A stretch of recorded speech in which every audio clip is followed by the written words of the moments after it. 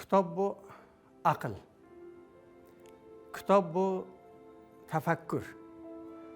Agar siz kitobsiz hayot kechirsangiz, o hayot emas.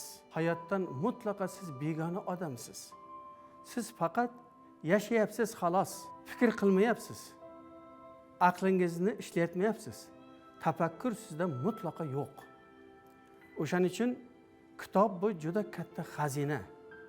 Kim o'sha kitobga xazina deb qarasa, kitob gavhardan ham, oltindan ham qimmat deb qarasa, o'sha odamning aqliy salohiyati, tafakkur darajasi o'shanchalik darajada keng bo'ladi.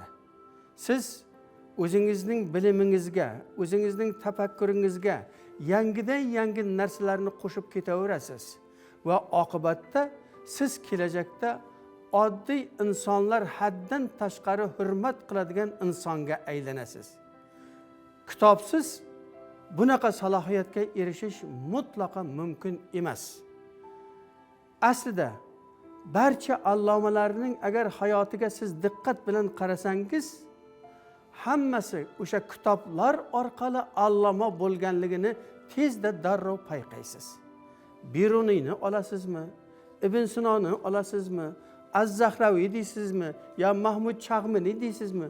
Hammasi kitob o'qish orqali shunday narsaga erishdiki, hozirgi paytda ham biz ularni yuksak bir hurmat bilan tilga olyapmiz.